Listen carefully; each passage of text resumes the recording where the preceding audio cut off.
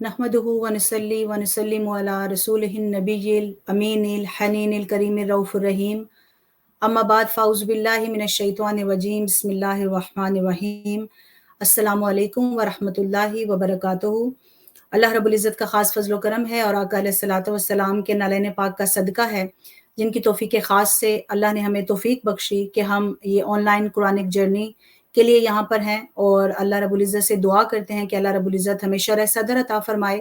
अल्लाह रब्बुल इज़्ज़त के कलाम को समझने में और उस पर अमल पैरा होने में। मैं मुबारकबाद देना चाहूँगी मिनहाजुल कामिल लीग यूरोप को, जिन्होंने इस अज़ीम प्रोग्राम का इनेकाद किया, और हम लोग बहुत सारी बहनें ऑनलाइन हम इसको इंशाल्लाह देखेंगे, और इस तवस्सुत से बहुत सारी और हमारी मुस्लिम बहनें इससे फ़ायदा उठाएंगी इंशाल्लाह। तो आज जिस जुज़ का हम मुताला करेंगे इंशाल्लाह वो 4th जुज़ है, चौथा स्पारा है, जिसमें अल्लाह रब्बुल इज़्ज़त ने जो अहकामात हमें बताए हैं उसके हवाले से हम एक दूसरे को सिखाएंगे, ताकि हम उस पर अपनी जो ज़िंदगी है, प्रैक्टिकल जो ज़िंदगी है, उस पर अमल पैरा हो सकें, और रमज़ान मुबारक की इस अज़ीम सातों में हम कुरान के साथ अपने आप को कनेक्ट कर सकें। चूँकि अल्लाह रब्बुल इज़्ज़त ने जब रमज़ान मुबारक का तारुफ़ करवाया तो उसका तारुफ़ ही कुरान से था। तो इंशाअल्लाह हम कुरान के ज़रिए आका अलैहिस्सलातु वस्सलाम की ज़ात मुबारका और आका अलैहिस्सलातु वस्सलाम की सुन्नत से कनेक्ट होंगे इंशाअल्लाह। तो इस जो 4th पारा है हमारा, उसका जो आगाज़ है वो सूरा आल इमरान की आयत नंबर 92 से हो रहा है। इसका आगाज़ जो 3rd पारा उसी से हो चुका था, जिससे हम शुरू करेंगे वो वर्स नंबर 92 है और 200 तक होगी वो वर्स। और इसमें अल्लाह रब्बुल इज़्ज़त ने जो अहकामात हमें बताए हैं उनमें तकवा का आगाज़, जो इससे आगाज़ होता है सूरा जो आगे हम पढ़ेंगे सूरा निसा का, वो तकवा से उसका बताया गया, और इस सूरा आल इमरान का जो इख्तिताम होता है वो भी तकवा से है। तो ये कनेक्शन है, और इससे हमें पता भी चलता है कि तकवा की, गॉड कॉन्शियस की कितनी अहमियत है, कि अल्लाह रब्बुल इज़्ज़त का जो ध्यान है वो हर वक्त हम अपने जो हमारी अमाल हैं उसमें रखें। तो इस सूरा मुबारका जो चौथे पारे का जो आगाज़ है आल इमरान का, सूरा आल इमरान की आयत नंबर 92 का, उसमें अल्लाह रब्बुल इज़्ज़त ने फरमाया कि ऐ ईमान वालों, तुम नेकी को कभी भी नहीं पा सकोगे। और यहाँ पर ईमान वालों से ही मुखातिब है, चूंकि नेकी की बात हो रही है। जो कुफर पर हैं उनसे तो नेकी की तवक्को नहीं है, चूंकि उनके दिल में ईमान ही नहीं। तो यहाँ पर बताया गया है कि तुम हरगिज नहीं पा सकते हो नेकी को, यहाँ तक कि जो तुम्हारी महबूब तरीन चीज है उसको तुम खर्च करो। अब यहाँ पर इन्फाक फी सबीलिल्लाह का जिक्र किया जा रहा है कि जब अल्लाह की राह में देते हैं तो उसमें जब दें तो सबसे जो बेहतरीन चीज है, जो हमें सबसे ज्यादा महबूब चीज है, उसको अल्लाह की राह में दें। और अल्लाह रब्बुल इज़्ज़त की राह में हम जो भी चीज़ देंगे, उससे आयत मुबारका के लिए अल्फाज हैं कि वो भी आपको उसका अजर मिलेगा। लेकिन अगर हम अपनी महबूब तरीन चीज़ यानी अच्छी चीज़ सदका के लिए मुख्तस करते हैं तो अल्लाह रब्बुल इज़्ज़त उसका बहुत बड़ा हमें अजर अता फरमाएगा। और यहाँ पर हज़रत अबू तलहा रज़ी अल्लाह ताला अन्हो जो है उनका जो वाक़या है वो हमें इस चीज़ का बताता है कि सहाबा कराम किस कदर नेकी करने में सबकत ले जाने की कोशिश करते थे, और जब भी आका अलैहिस्सलाम पर वही नाजिल होती तो वो किस तरह से अहकामात को उस पर अमल पैरा होने के लिए कोशिश करते। तो उन्होंने हज़रत अबू तलहा रज़ी अल्लाह ताला अन्हो ने अर्ज़ किया कि मेरा एक बाग है जो मुझे बहुत ज़्यादा पसंद है, तो आप जहाँ चाहें उसको दे सकते हैं। तो आका अलैहिस्सलाम ने खुशनुदी का इज़हार फरमाया, बहुत खुश हुए, और आका अलैहिस्सलाम ने फरमाया कि अपने करीबी रिश्तेदारों को दे दो। अब यहाँ पर यह भी पता चलता है कि जो हमारे करीबी रिश्तेदार हैं उनकी क्या अहमियत है। तो जब भी हम अल्लाह की राह में सदका करते हैं या जब हम ज़कात देते हैं तो इस चीज़ का ख़ास ख्याल रखना चाहिए कि जो हमारे करीबी रिश्तेदार हैं उनको पहले देखें कि अगर वो ज़रूरतमंद हैं तो उन पर पहले खर्च किया जाए, और फिर जो आपके दूर के रिश्तेदार हैं या जो फ्रेंड्स हैं या जो और लोग ज़रूरतमंद हैं आप उनको दें। तो हजरत इसराइल अलैहिस्सलाम यानी कि हजरत याकूब अलैहिस्सलाम, जिनका लक़ब इसराइल था और है, आपने जो है अपने ऊपर यहाँ पर आयत मुबारका में है कि आपने इल्ला ये जो उन्होंने सारे खाने हलाल हैं, हलाल अशिया का जिक्र है कि अल्लाह ताला ने सारे जो खाने उनको हलाल करार दिया है सवाए चंद चीजों के जिनका जिक्र किया गया। लेकिन यहाँ पर बताया गया कि हजरत याकूब अलैहिस्सलाम ने अपने ऊपर हराम कर लिए थे। हराम से मुराद वो चीजें उन्होंने अपने ऊपर अवॉइड कर ली थी, चूंकि उनको कोई इलनेस थी जिसकी वजह से उन्होंने दूध और ऊंट का गोश्त जो है वो आपने कुछ अरसे तक नहीं खाया था। चूंकि उस वक्त के जो लोग थे वो ये कहते थे कि जब आका अलैहिस्सलाम کو یہ ایک طرح سے وہ تانازنی کرتے تھے کہ آپ کہتے ہیں ہم ملت ابراہیمی پر ہیں، لیکن ملت ابراہیمی میں تو یہ چیزیں حرام نہیں ہیں. تو اس کا جواب جو ہے وہ اللہ رب العزت اس آیت مبارکہ میں دے رہا ہے کہ ایسا نہیں ہے، یہ خاص حضرت یعقوب علیہ السلام کا اپنا عمل تھا کہ جو انہوں نے یہ عمل فرمایا. پھر اس سورہ مبارکہ میں اللہ رب العزت نے حج کا ذکر کیا ہے کہ حج کی فرضیت کا ذکر آیا کہ اگر کسی کے پاس استطاعت ہے تو وہ حج کے پاس، اگر اس کے پاس پیسے ہیں تو اس کو چاہیے کہ وہ حج کا بہت بڑا obviously اجر ہے. آپ فرض جو آپ عمل کرتے ہیں، عبادت کرتے ہیں، جیسے کہ نماز ہے، روزہ ہے، اسی طرح حج بھی ہم پر فرض ہے، زکوٰۃ ہے. تو جب ہم اس کو ادا کریں گے تو اللہ رب العزت ہمیں بہت زیادہ اس کا اجر دیتا ہے. اور ہم سب جانتے ہیں کہ کچھ لوگ ایسے ہوتے ہیں جن کے پاس اختیار ہے لیکن پھر بھی وہ یہ عمل نہیں کرتے. تو اس آیت مبارکہ میں ان کو ترغیب دلائی جا رہی ہے کہ آپ یہ اللہ کی عبادت کریں. اس کے علاوہ جو اللہ رب العزت کا تقوی ہے، اس کا جو ایک آپ کہہ لیں کہ ایسنس ہے جو فاسٹنگ کا، ہم انشاءاللہ روزے رکھ رہے ہیں. تو جب ہم روزے رکھ رہے ہیں تو اس کی جو افادیت ہے وہ ہمیں پتہ چلنی چاہیے، کیونکہ جب آپ رمضان مبارک میں روزے رکھتے ہیں تو ایسا نہ ہو کہ ہمارے روزے ایسے ہو جائیں کہ جو صرف بھوک اور پیاس ہو اور اس سے ہمیں کچھ حاصل نہ ہو. تو کوشش کریں کہ ہمارا وہ روزہ ہو کہ اور ہم وہ روزے داروں میں شامل ہوں کہ جن کے لیے باب الریان رکھا گیا. اور یہ اسی وقت ممکن ہے کہ جب ہمارے اندر تقویٰ ہوگا. جیسے میں نے عرض کیا کہ تقویٰ کا ہی ذکر کیا گیا سورہ آل عمران کے آخر تک، اور سورہ نساء کے آغاز میں بھی اس کا ذکر کیا گیا. تو جب ہم انفاق فی سبیل اللہ کرتے ہیں، اللہ کی راہ میں خرچ کرتے ہیں، صدقہ دیتے ہیں، تو کوشش کریں کہ اچھی چیز دیں. جب ہم اختیار ہے ہمارے پاس مال کا تو کوشش کریں جو فرض ہے آج وہ ادا کریں. لیکن یہ ساری چیزیں اس وقت ممکن ہوں گی کہ جب ہم تقویٰ رکھتے ہیں. اگر آپ کو گاڈ کانشیس نہیں ہے تو یقیناً آپ ایسا نہیں کریں گے. اور یہاں میں کہنا چاہوں گی خصوصاً ہم خواتین میں ایک ٹرینڈ ہے اللہ ماشاء اللہ کہ کبھی جب ہمارے پاس جو چیز جو اتنی اچھی نہیں ہوتی، فار ایگزامپل اگر کپڑے ہیں یا اسکارف ہے، یہ گھر کی کوئی ایسی چیزیں ہیں جو صحیح نہیں ہے، یہ جو خراب ہو گئی ہیں، تو ہم اس کو سائڈ پر رکھ لیتے ہیں کہ ہم یہ مسجد میں دے دیں گے. تو اس چیز سے اوائڈ کرنا چاہیے. جو وہ بھی آپ یقیناً آپ دے سکتے ہیں، لیکن اگر کوئی آپ کی جو چیز بہت خراب نہیں ہے، اچھی حالت میں ہے، اگر آپ اس کو بھی مسجد میں دیں گے یا اس کو بھی آپ صدقہ کریں گے یا آپ کسی کی ہیلپ کرنا چاہیں گے تو وہ اور زیادہ اجر آپ کو ملے گا، جیسے کہ اس آیت مبارکہ میں شروع میں اللہ رب العزت نے فرمایا. اس میں اللہ رب العزت جو فرما رہے ہیں کہ اللہ کی رسی کو مضبوطی سے تھامے رکھو، اس سے مراد جو صراط مستقیم سے مراد قرآن مجید ہے. قرآن پاک کے جو اصول ہیں، قرآن مجید کے جو احکامات ہیں، آقا علیہ الصلوۃ والسلام کی جو سنت ہے وہ اس کا عملی ثبوت ہے ہمارے سامنے. جیسے کہ سیدہ عائشہ صدیقہ رضی اللہ تعالیٰ نے فرمایا کہ آقا علیہ الصلوۃ والسلام کا جو خلق ہے وہ قرآن ہے. اگر کسی نے قرآن کی عملی شے دیکھنی ہے تو وہ قرآن کی آقا علیہ الصلوۃ والسلام کی سیرت مبارکہ میں ہمیں نظر آتی ہے. پھر اللہ رب العزت فرماتے ہیں ایمان والوں کو ہی کہ اللہ تعالیٰ سے ایسے ڈرو. اللہ تعالیٰ کا پھر تقویٰ کا ہی ذکر آ رہا ہے، اس طرح ڈرو کہ جس طرح سے ڈرنے کا حق ہے. اور یہاں پر اللہ رب العزت کی رسی سے مراد قرآن مجید لیا. جب قرآن پاک پر ہم عمل پیرا ہوں گے تو ہم اللہ رب العزت کی اللہ کی پروٹیکشن میں ہوں گے، نہ صرف بلکہ جو اتحاد امت کا آگے اللہ رب العزت ہمیں فرما رہے ہیں، جو درس دے رہے ہیں اس سورہ مبارکہ میں، اس پر بھی ہم عمل پیرا ہو سکیں گے. آیت نمبر 104 میں اللہ رب العزت نے ہمیں بتایا گیا ہے کہ ہم ایسی ایک امت ہیں، خیر الامم کا بھی ہمیں لقب دیا گیا کہ ہم وہ امت ہیں. اور یہاں پر تو بتایا جا رہا ہے کہ ایک ایسی امت ہونی چاہیے. آگے جو آیت مبارکہ آئیں گی اس میں بتایا گیا، خیر الامم کا لقب دیا گیا ہے.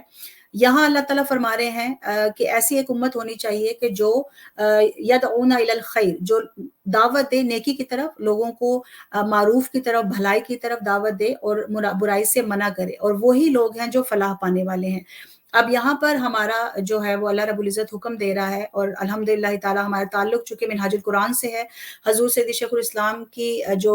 دعوت ہے اللہ کے دین کی طرف، جو مقاصد ہیں اس میں سے تعلق بالقرآن ہے، ربط رسالت ہے، رجوع الی القرآن ہے، اور اسی طرح اللہ کے ساتھ تعلق باللہ ہے، اور اتحاد امت ہے، اور پھر مصطفی انقلاب کا جو ہے وہ مقصد ہے. اور یہ ساری چیزیں اس وقت ممکن ہوں گی جب ہم سٹیپ بائی سٹیپ ایک ایک چیز اپنے اوپر لاگو کریں گے. یہاں پر رہتے ہوئے بینگ ان ویسٹرن سوسائٹی، ہم یہاں پر ہیں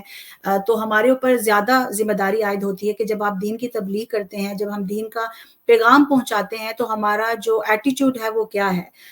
ہم لوگوں کو جب دعوت دیتے ہیں تو کیا ہم ریجڈ طریقے سے لوگوں کو بلا رہے ہیں دین کی طرف، یا کہ ہم تدریجاً لوگوں کو دین کی طرف داخل کر رہے ہیں. آپ آگے بھی دیکھیں گے جو بھی قرآن مجید میں اصول جو ہے وہ جب آئے، خواہ وہ شراب سے متعلق ہو،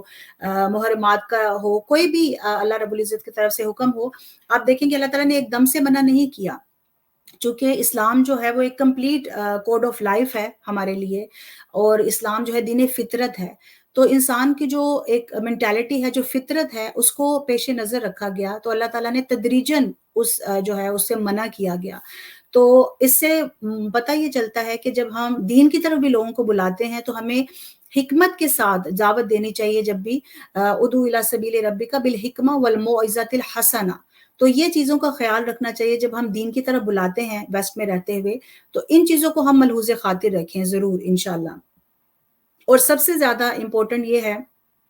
کہ ہمارا اپنا ایکشن، جو ہمارا اپنا عمل ہے وہ کیا ہے. کیا ہم قرآن کے اصولوں کے مطابق اپنے آپ کو چلا رہے ہیں؟ کیا ہم فلاح پانے والوں میں سے ہیں یا نہیں؟ چونکہ جب آپ اپنے نان مسلم نیبرز کے ساتھ اچھا بیہیو کرتے ہیں، جب آپ اپنے جو کو فیلو بینگ ہے، جب آپ ان کے ساتھ اچھا بیہیو کرتے ہیں، تو یہ چلتا پھرتا ایک آپ دین کا پیغام لوگوں تک پہنچا رہے ہیں. تو اس چیز کا ہمیں خاص خیال رکھنا چاہیے کہ اللہ تعالیٰ نے ہمیں ایسی امت بنایا ہے کہ جن کی خصوصیت ہی یہ ہے کہ وہ نیکی کی طرف دعوت دیتے ہیں لیکن حکمت کے ساتھ، اور برائی سے منع کرتے ہیں. لیکن اگین اس میں بیلنس ہونا چاہیے کہ آپ بالکل بھی ایسا نہیں کہ جو دین کے اصول ہیں اس کو آپ اگنور کر دیں اور باقی چیزوں کی طرف آپ صرف حکمت کا نام دے کر جو دین کا اصل جو پیغام ہے اس کو نہ پہنچا سکیں. لیکن اگین چونکہ ہم یہاں پر ہیں جہاں پر اسلام کو ایک بیڈ نیم دیا جاتا ہے اور اس کو ایکسٹریمزم کے ساتھ جوڑا جاتا ہے، تو اس لیے ہمارے لیے بہت ضروری ہے کہ قرآن مجید کی ہم صحیح جو تعلیمات ہیں اس پر عمل پیرا ہوں. جیسے حضور سیدی شیخ الاسلام کا ترجمہ ہے انگلش میں مینیفیسٹ قرآن، تو اس کا مطالعہ کریں جو آپ کو صحیح معنوں میں اکوپ کر سکتا ہے کہ جب آپ سے لوگ بات بھی کریں، اگر کوئی چیلنجنگ کوسچنز ہوں تو آپ اس کو کس طرح سے جواب دے سکتے ہیں. فرقوں میں نہ بٹیں. اللہ تعالیٰ نے فرمایا کہ اتحاد امت کا ہمیں درس دیا گیا. سورہ آل عمران میں اللہ تعالیٰ نے فرمایا کہ یہ وہ امت ہے کہ جو لوگوں کو نیکی کی طرف لے کر جاتی ہے اور برائی سے ان کو منع کرتی ہے. اور یہی ساتھ ہی یہ فرما دیا کہ ہمیں ایسی امت بننا ہے کہ جو فرقہ واریت نہ ہو. اور اس میں اگین منہاج القرآن کا بہت بڑا ہم جانتے ہیں حضور سیدی شیخ الاسلام ڈاکٹر محمد طاہر القادری مدظ اللہ العالی کی بہت کاوشیں ہیں اس میں کہ وہ کوشش کرتے ہیں کہ ہر جو طبقہ ہے فکر ہے ان کو اکٹھا کیا جائے تاکہ ہم متحد ہو کر دین اسلام کی خدمت کر سکیں. اور اللہ تعالیٰ نے فرمایا کہ خیر الامم کا خطاب دیا گیا. آیت نمبر 110 میں اللہ تعالیٰ فرماتے ہیں کہ بہترین امت ہے امت مسلمہ، کیونکہ ان کو اس چیز کے لیے سابقہ امتوں سے اس لیے ان کو فضیلت ملی کہ جب جو پریویس جو نیشنز تھیں جب ان کو پیغام دیا جاتا تھا وہ خاص ایک طبقے کے لیے تھا، لیکن آقا علیہ الصلوۃ والسلام کی چونکہ رحمت للعالمین ہے، جو رحمت ہے، جو میسج ہے وہ پوری کائنات کے لیے ہے، تو اس لیے اللہ رب العزت نے امت کو بھی خیر الامم، تمام جو امتیں ہیں، چونکہ میسج اتنا وسیع ہے، اتنا عظیم ہے، تو اس لیے جو خطاب دیا گیا وہ بھی خیر الامم کا دیا گیا. اب اس سورہ آل عمران میں آپ دیکھیں گے کہ اللہ رب العزت نے غزوہ احد کا واقعات ہیں اس کا ذکر کیا گیا ہے، پھر غزوہ بدر کا بھی ذکر کیا گیا، جس میں ہم اس کو جو ہے وہ ٹچ بیس کریں گے. اور اس میں ساتھ ساتھ جب اللہ رب العزت کا یہ ایک اسلوب ہے کہ اگر کسی چیز پر سرزنش کی جا رہی ہے تو ساتھ ہی اللہ تعالیٰ جو مومنین ہیں، جو ایمان رکھنے والے ہیں، ان کو اللہ رب العزت ساتھ ہی حوصلہ افزائی بھی کی جا رہی ہے. چونکہ اس زمانے میں جب نیا نیا اسلام آیا اور جب آتے ہی جب یہ تمام چیزیں ان پر فرض کر دی گئیں، ایک دم سے نہیں کی گئیں، گریجولی کی گئیں، لیکن وہ لوگ جو اس چیز کے خوگر نہیں تھے، جو یوز ٹو نہیں تھے اس طرح کے اعمال کرنے کے، زمانہ جاہلیت تھا، چونکہ کوئی رولز ریگولیشن نہیں تھی، تو اس وقت میں جو ایک انسانی فطرت کے تحت جو لغزشیں ہوتی ہیں اس پر اللہ تعالیٰ نے نہ صرف جو مومنین ہیں ان کو سمجھایا گیا آقا علیہ السلام کے توسط سے، بلکہ ان کی حوصلہ افزائی بھی کی گئی. غزوہ احد میں ہم جانتے ہیں کس طرح سے جو ایک فتح ہوتے ہوتے جو شکست کی طرف وہ گئی، جو ڈیفیٹ کے قریب پہنچ گئی، وہ ہم جانتے ہیں کہ اس کی وجہ کیا تھی. جب آپ اپنے امیر کا، اپنے حاکم کا، اور خصوصاً آقا علیہ الصلوۃ والسلام جو اللہ اور اس کے رسول کی اطاعت کا جن کا فرض ہے کرنا، اگر آپ اس کو نہیں فالو کرتے تو وہ ہمیں ایک پریکٹیکل دکھایا گیا ہے کہ پھر ہمیں خسارہ ہی ملتا ہے، اس میں فائدہ نہیں ہوتا۔ ہم جانتے ہیں حضرت ابو سفیان جو اس وقت اسلام قبول نہیں کیا تھا، انہوں نے 3000 مسلح جنگ کا لشکر جو ہے وہ لے کر آئے تھے، اور آقا علیہ الصلوۃ والسلام نے مختلف جو صحابہ کرام ہیں ان کی ڈیوٹی لگا دی تھی مختلف جگہوں پر، کہ کس طرح سے ایک جو صحابی ہیں ان کو جو ہے وہ پرچم عطا کیا گیا۔ موصب بن عمیر رضی اللہ تعالیٰ عنہ تھے، عبداللہ بن جبیر رضی اللہ تعالیٰ عنہ تھے، کہ جن کو 50 سپاہیوں کے ساتھ ایک پہاڑ کی ایک گھاٹی پر رکھا گیا، ان کو تعینات کیا گیا چونکہ وہاں سے خدشہ تھا کہ حملہ نہ ہو جائے، لیکن مال غنیمت کی دوڑ میں ایسا ہوا، اور پھر لوگوں نے چند لوگ ایسے تھے جو وہاں سے چلے گئے جہاں سے جس وجہ سے موقع ملا، اور پھر وہاں سے پیچھے سے حملہ ہوا۔ جیسے میں نے عرض کیا، میں ڈیٹیل میں نہیں جاؤں گی، ہم مختصر اس پر کریں، چونکہ ہم نے دیکھنا ہے کہ جو اس غزوے کا اللہ تعالیٰ نے ذکر فرمایا ہے اس سے ہمارے لیے کیا لیسن ہے۔ جو عمل، جو غزوہ، جو جنگ، جو اس وقت معرکہ ہوا اس وقت کے مسلمانوں کے لیے، آج ہمارے لیے وہ کیسے ریلیونٹ ہے، اور ہم اس سے کیا کیا جو چیزیں ہیں وہ سیکھ سکتے ہیں۔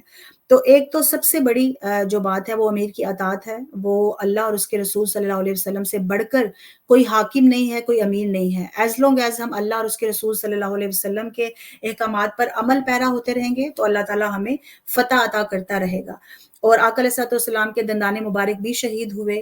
مال غنیمت کا جو مال ہے وہ اس وجہ سے جو تھوڑی سی جو دھیان ہے، جو توجہ تھوڑی چلی گئی تھی، اس میں ہم نے دیکھا کہ کس طرح سے نقصان کا سامنا کرنا پڑا، اور پھر آقا علیہ الصلوۃ والسلام نے اس کی اللہ تعالیٰ نے آقا علیہ الصلوۃ والسلام کے توسط سے ان کی سرزنش کی، اور بتایا گیا کہ جب آقا علیہ الصلوۃ والسلام کو آپ ہرٹ کریں گے، خواہ وہ فزیکلی ہو، خواہ وہ آقا علیہ الصلوۃ والسلام کے حکم نہ ماننے کی صورت میں ہو، جب آپ ایسا کریں گے تو پھر اس اللہ رب العزت کی طرف سے بھی آپ کو نقصان اٹھانا پڑے گا۔ پھر ساتھ ہی لیکن آپ دیکھیں جب غزوہ احد کا ذکر ہوا، ساتھ ہی غزوہ بدر کا بھی ذکر کر دیا کہ اللہ تعالیٰ یہ بھی فرما رہے ہیں کہ تم بہت زیادہ گھبراؤ نہیں، کیونکہ اس وقت کو بھی یاد کرو جب صرف 313 تھے اور 1000 کا لشکر تھا، کس طرح سے اللہ تعالیٰ نے ملائکہ کو بھیجا اور کس طرح سے ان کی مدد فرمائی گئی۔ پھر اللہ رب العزت آیت نمبر 132 to 133 میں دیکھیں، اطاعت اللہ اور اس کے رسول کی اطاعت کا ذکر فرما رہا ہے، اور پھر اللہ تعالیٰ فرماتا ہے کہ مغفرت میں جلدی کرو۔ جب اطاعت کا ذکر آیا تو ساتھ ہی بتا دیا کہ جیسے ہم بحیثیت انسان ہم اس سے غلطی ہوتی ہے، ہم اللہ کی نافرمانی کرتے ہیں معاذ اللہ، بہت سارے لوگوں کی دل آزاری ہو جاتی ہے،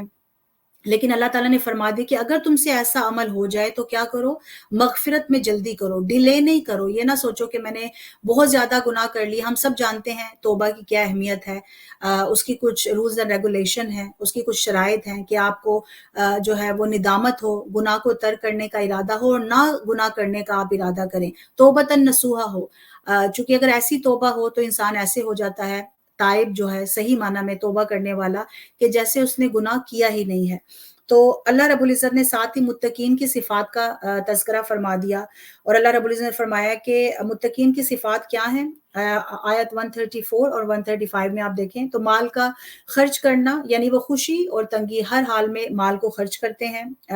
غصے کو پی جاتے ہیں، غصہ نہیں کرتے، چونکہ اکثر ہم نے دیکھا ہے کہ ہم میں خواتین میں یہ چیز بھی عنصر زیادہ پایا جاتا ہے کہ ہم بہت زیادہ ججمنٹل ہو جاتے ہیں اور بدگمانی کرتے ہیں، حالانکہ آقا علیہ السلام نے فرمایا کہ ظن المؤمنین خیرا، کہ مومنین کے بارے میں اچھا گمان کرنا چاہیے۔ تو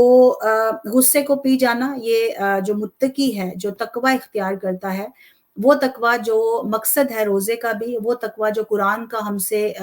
مراد ہے کہ ہم چاہتا قرآن کیا ہم سے متقی بننا، تو اس کا یہ ہے کہ وہ غصہ پی جاتے ہیں، لوگوں کو معاف کر دیتے ہیں۔ اب یہاں پر معاف کرنا آپ دیکھیں کہ بہت بڑی چیز ہے۔ اکثر جو ہم لوگ خواتین، میں بار بار اس لیے ذکر کر رہی ہوں کہ ہمارے جو سننے والی ہیں میری بہنیں، زیادہ تر وہ ہم خواتین ہی ہیں جو سن رہی ہوں گی، اور جیسے میں نے عرض کیا کہ اللہ ماشاء اللہ ہم میں یہ جو ہے وہ چیز زیادہ پائی جاتی ہے کہ اگر کوئی ہمیں کوئی بات کہہ دے تو ہم گرج رکھتے ہیں اور معاف نہیں کرتے، اور اگر کر بھی دیں تو وہ فارمیلٹی کے لیے ہوتا ہے، تو ہمارے دل میں وہ گرج رہ جاتی ہے۔ تو کوشش کریں انشاءاللہ اس رمضان مبارک قرآن کا جو یہ اصول ہے، اور اللہ रब्बुल इज़्ज़त का जो हुक्म है उस पर हम अमल पैरा हों और हम ऐसे मुत्तकी बन जाएं, तकवा इख्तियार करने वाले, कि हम लोगों को सही माना में माफ़ करने वाले बन जाएं। और यहाँ पर अफ़ का ज़िक्र है, जैसे हम दुआ भी करते हैं अल्लाहुम्मा इन्नका अफ़ुव्वुन करीम तुहिब्बुल अफ़्व फ़अफ़ु अन्नी या गफ़ूर। तो जो अफ़्व का माना है वो ये है कि ऐसी वो तौबा होती है, वो आम माफ़ी नहीं है, वो ऐसी माफ़ी होती है कि जो अल्लाह रब्बुल इज़्ज़त, हम इसलिए वो दुआ करते हैं, उससे मुराद ये होता है कि अल्लाह रब्बुल इज़्ज़त ना सिर्फ हमारे गुनाह को माफ़ करता है, बल्कि हमारे नामा अमाल से ही वो गुनाह को मिटा दिया जाता है। यानी क़यामत के दिन जब हम अल्लाह की बारगाह में हाज़िर होंगे, तो जब हमारे अमाल नामा हमारे सामने होगा तो वो गुनाह का ज़िक्र ही नहीं होगा। तो ये अल्लाह ताला इस तरह से वो हमारे नामा अमाल से ही उसको मिटा देता है। एक तो होता है कि आपके गुनाह की मुआफ़ी हो, हमें माफ़ किया जाए, लेकिन वो स्टिल वो जो गुनाह है वो रहता है हमारे नामा अमाल में। तो यहाँ पर जो अफ़्व का ज़िक्र है, वो हमसे अल्लाह ताला ये चाहता है कि हम भी लोगों को इस तरह से माफ़ करें। अफ़्व का मतलब ये है, अफ़्व दरगुज़र करना, कि आप किसी को कुदरत रखते हुए भी आप बोल सकते हैं, उसको बातें कर सकते हैं, बुरा-भला कह सकते हैं, लेकिन आप कोई ऐसी बात ना कहें और दिल से उसको माफ़ करें। अगर ऐसा आप अमल करेंगे, तो ये अल्लाह रब्बुल इज़्ज़त के यहाँ बहुत मकबूल है। अल्लाह ताला एहसान करने वालों को पसंद फरमाता है। जब ज़ुल्म कर लें तो अल्लाह की तरफ ज़िक्र करें, अल्लाह ताला गुनाहों को माफ़ फरमाता है। तलब मग़फ़िरत, ये जो है मुत्तकीन की सिफ़ात है, और इस तरह से बहुत सारी सिफ़ात का तज़किरा किया गया। उसके बाद बहुत खूबसूरत दुआ जो है आयत नंबर 147 में अल्लाह रब्बुल इज़्ज़त से माँगी जा रही है कि अल्लाह ताला हमारे गुनाहों को माफ़ कर दे, जो हमारे अमाल में हमसे इसराफ़ हो गया है, यानी जो हमने गुनाह कर दिया है, अल्लाह ताला हमें उसको माफ़ करे। फिर अल्लाह ताला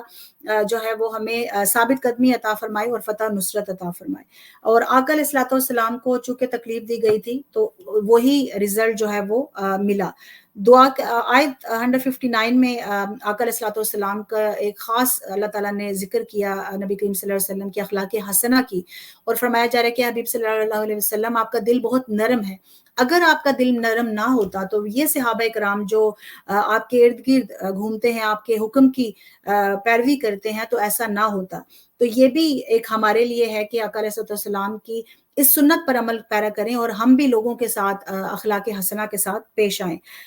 उसके अलावा आका अलैहिस्सलाम की बहुत खूबसूरत शान बयान की आयत 164 में अल्लाह ताला ने फरमाया कि नबी करीम सल्लल्लाहु अलैहि वसल्लम को जब भेजा, लक़द मन्नल्लाहु अलल मुमिनीना इज़ बअसा फ़ीहिम रसूलन, और फिर ये आयत मुबारक आगे के आका अलैहिस्सलाम को जो भेजा, जो फिर आका अलैहिस्सलाम के नबूवत के जो मामलात थे कि आयत मुबारका की तिलावत फरमाते हैं, तज़किया नफ्स फरमाते हैं, किताब की और हिकमत की तालीम देते हैं। लेकिन इसमें आयत मुबारका में आप देखें जो शुरू के जो अल्फाज़ हैं,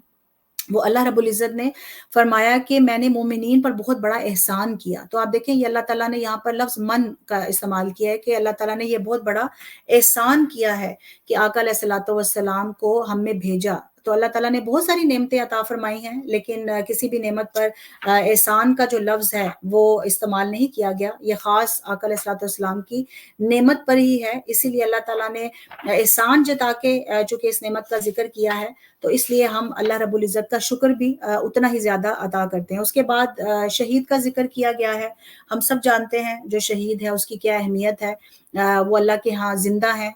वो अल्लाह ताला ने मुर्दा कहने से भी मना फरमाया है, और उनको हज़रत इब्न अब्बास रज़ियल्लाहु तआला से फरमाते हैं कि आका अलैहिस्सलातु वस्सलाम ने फरमाया कि जो सहाबा किराम उहद में शहीद हुए, अल्लाह ताला ने उनको सब्ज़ परिंदों का कालिब अता किया और वो जन्नत की नहरों के ऊपर घूमते हैं। अल्लाह ताला उनको रिज़्क अता करता है। तो यकीनन ये एक ऐसी चीज़ है कि जो हमारे गुमान में भी नहीं है, लेकिन शहादत का मर्तबा क्या है उसमें बताया गया।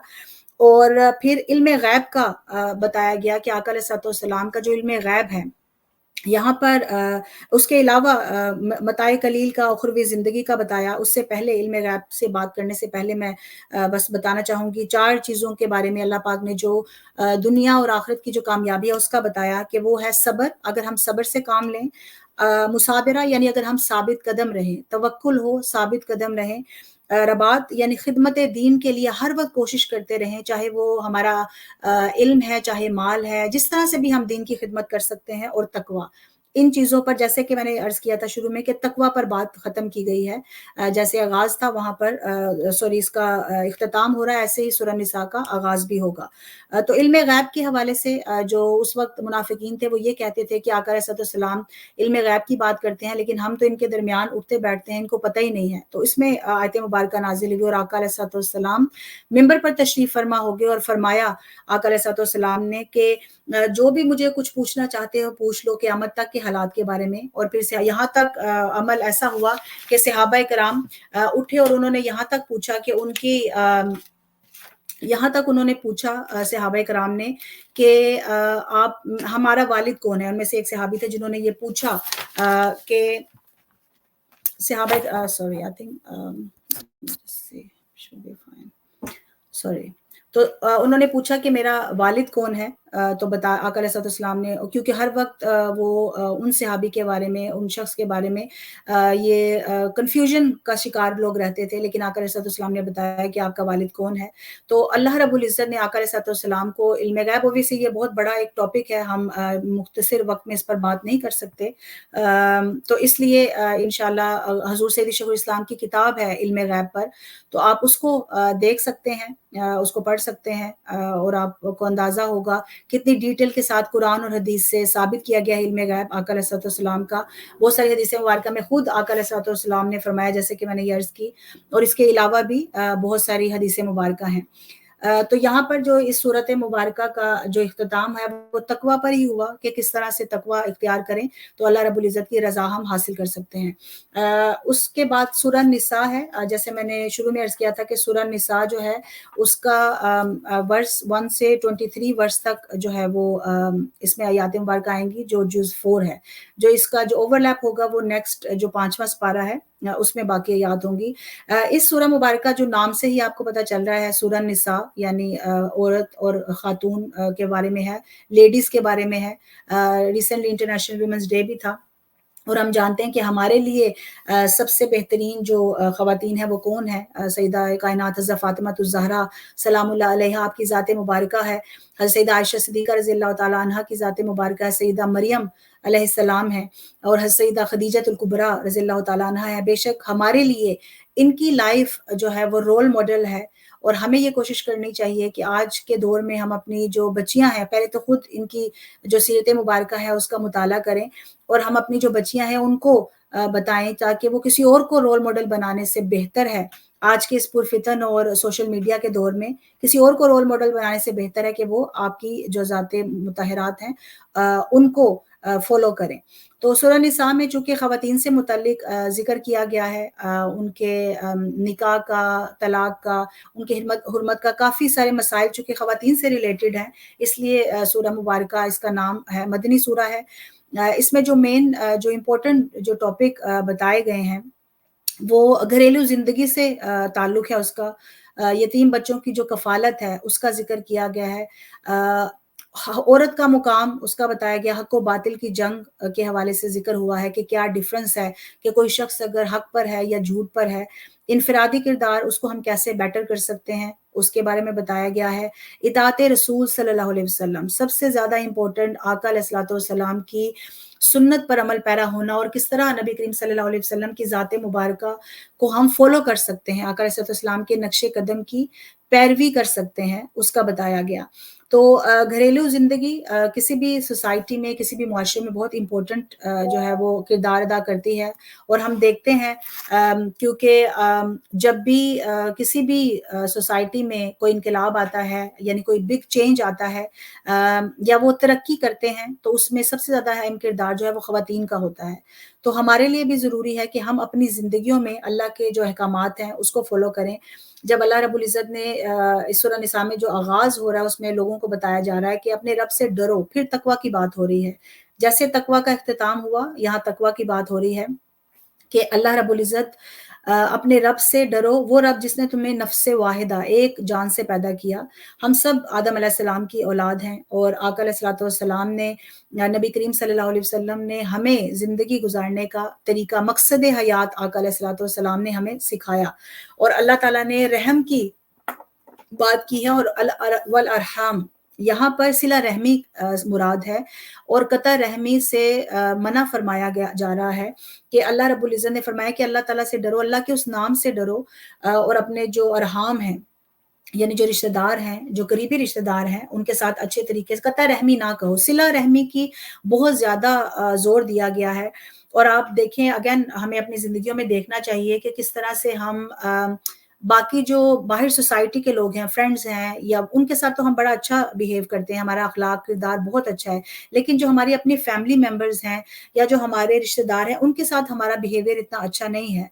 और ऐसा भी होता है कि कभी झगड़े होते हैं या कोई इस तरह के मामलात हो जाएँ, फिर भी हमें ये फरमाया गया है कि अगर वो तुम्हारे साथ बुरा सलूक भी करें तो तुम अच्छा करो। हत्ता कि यहाँ तक आका अलैहिस्सलाम ने फरमाया, कोई शख्स ये चाहता है कि अगर उसकी उम्र तवील हो, लंबी उम्र चाहते हैं, और अगर कोई चाहता है कि उसके माल में फरवानी हो, तो उसको चाहिए कि वो सिला रहमी करे। तो बहुत ज़्यादा ज़रूरी है कि हम इस चीज़ को फ़ोकस इस पे रखें। जो बाकी आयात हैं उसमें ताद्दुद अज़वाज का बताया गया है, लेकिन उसमें इंसाफ करना शर्त है, कि आपको हुक्म नहीं दिया गया कि आप 4 शादियाँ कर लें, इजाज़त दी गई है। तो हुक्म में और इजाज़त में, रुख़सत में फ़र्क होता है। और यहाँ भी फिर कंडीशंस हैं कि उसकी ऐसे ही इजाज़त नहीं है, अगर आप इंसाफ नहीं कर सकते तो एक पर ही इक्तफ़ा का हुक्म दिया गया है, कि अगर आप नहीं इंसाफ कर सकते। उसके अलावा जो यतीमों का माल है, यतीमों के हवाले से जो ऑर्फन्स हैं उनका बहुत ज़्यादा कुरान मजीद में बहुत ज़्यादा आयात मुबारका में अहमियत बताई गई। आका अलैहिस्सलातु वस्सलाम ने खुद अपने अमल मुबारक से, हदीस मुबारक से हमें बताया गया। तो हम देखते हैं कि यहाँ पर अल्लाह रब्बुल इज़्ज़त बता फरमा रहे हैं कि यतीमों के साथ जो है वो अच्छा सलूक करो, उनके माल जो है उनको दो, यानी और अगर तुम उनका लुक आफ्टर कर रहे हो उनके अमवाल की, तो उसको अच्छे तरीके से हिफाज़त करो। चूँकि उस ज़माने में क्या होता था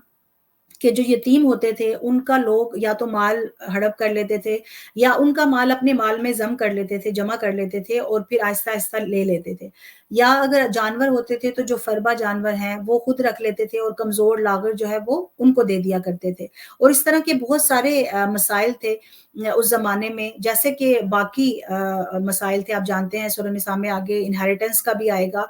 उस ज़माने में ख़वातीन जो है उनको इनहेरिटेंस का राइट नहीं था,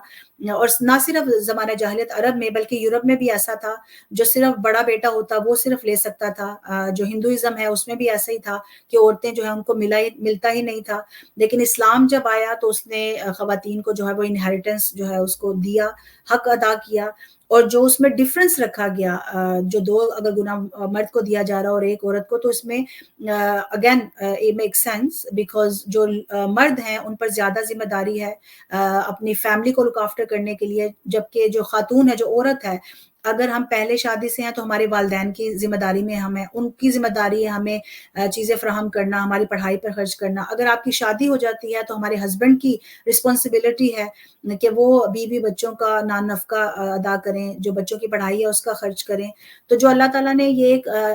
डिस्ट्रीब्यूशन की है इक्वली, अदल और इंसाफ के साथ, वो बिल्कुल सेंस मेक करती है, उसमें लॉजिक है, जिससे हमें पता चलता है कि अल्लाह रब्बुल इज़्ज़त का जो अमल मुबारक है वो सबसे बेहतरीन है, और अल्लाह का जो किया हुआ जो दिए हुए असूल हैं वो सबसे बेहतरीन है।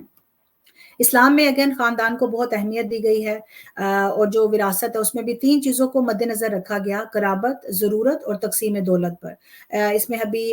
जो है वो डिटेल में हम बात नहीं कर सकते, हमारा वक़्त चूँकि नियरली ख़त्म है। उसमें थोड़ा-सा ये मैं बता दूँ कि जो पहले अरब में जो रिवाज था, बहुत अनफॉर्चुनेटली वो ऐसा होता था, जो सौतेली माँ थी, जो बेटा होता था वो अपनी वालिदा को अपनी ज़ेर कफ़ालत ले आता था ज़बरदस्ती या जैसे भी, और वो यानी अब उनको अपनी वाइफ़ बना लेता था, और उसका जो माल है वो भी ले लेता था, और उसके मरने का इंतज़ार करता था कि ये मुझे माल सारा मिल जाए। यानी आप देखिए ज़माना जाहिलियत में जो पूरा फ़ोकस था चीज़ों का, वो मालो-दौलत पर और दुनियावी ज़िंदगी पर था। ख़्वाह वो किसी हवाले से भी हो, ख़्वाह वो मुनाफ़िकीन का बाद में रवैया हो, या कुफ़ार व मुशरिकीन का, या यहूद व नसारा का हो। तो जो उनकी पूरी जो फ़ोकस था वो दुनियावी चीज़ों पर था। तो कई आयात मुबारका में अल्लाह ताला ने फ़रमाया है कि तुम ऐसा ना समझो कि अल्लाह ने उनको अगर दौलत दी है तो वो सिर्फ़ आर्ज़ी है, वो इस दुनिया के लिए है। ऐसा ना हो कि हम बहुत ज़्यादा इंस्पायर हो जाएँ और ये समझें कि इनके पास दौलत और हमारे पास नहीं। बल्कि अगर अल्लाह की हम रज़ा हासिल करेंगे तो वो अबदी है। यहाँ पर जब इस्लाम आया तो इस चीज़ को मना कर दिया गया कि वो ऐसा अमल नहीं कर सकते। जो बेटा है यानी इसमें आगे आप देखेंगे कि जो मुहर्रमात हैं उनका ज़िक्र है कि आप जो कौन से ऐसे रिश्ते हैं जिनसे आप शादी नहीं कर सकते, नहीं अलाउड है शादी करना। तो यहाँ इन तमाम जो चीज़ें हैं उनका ज़िक्र किया गया है, जो असूल और ज़वाबित हैं, जो हराम की गई हैं चीज़ें। आगे इंशाल्लाह जो हमारा जो नेक्स्ट जो मौलमा है, जो हमारे नेक्स्ट जो स्पीकर है, इंशाल्लाह आप देखेंगे जो 5वें सिपारे से जो इसकी आगे जो रूल्स एंड रेगुलेशन है उसको फॉलो करेंगे। हमारा चूँकि वक़्त जो है वो ख़त्म हो रहा है। आखिर में मैं यही अल्लाह रब्बुल इज़्ज़त से दुआ करूँगी कि अल्लाह ताला हमें सही माना में कुरान की तालीमात को समझने की तौफ़ीक अता फ़रमाए। जो भी मैंने कुछ कहा अल्लाह और उसके रसूल सल्लल्लाहु अलैहि वसल्लम और हुज़ूर सय्यदी शेखुल इस्लाम की तालीमात का नतीजा था। अगर यकीनन मेरे जो कमी रह गई है और दुआ करती हूँ कि अल्लाह पाक माफ़ फ़रमाए और हमें सही मानों में दीन पर अमल पैरा होने की तौफ़ीक अता फ़रमाए। जो भी अल्लाह ताला ने अहकामात फ़रमाए हैं, ख़ुसूसन जो तक़वा का हुक्म दिया गया है, अल्लाह रब्बुल इज़्ज़त हमें सही माना में मुत्तकी बनने की तौफ़ीक अता फ़रमाए और ऐसा बना ले जिससे अल्लाह और उसके रसूल सल्लल्लाहु अलैहि वसल्लम राज़ी हों। वमा अलैना इल्लल बलागुल मुबीन। वस्सलामु अलैकुम व रहमतुल्लाहि व बरकातुहू।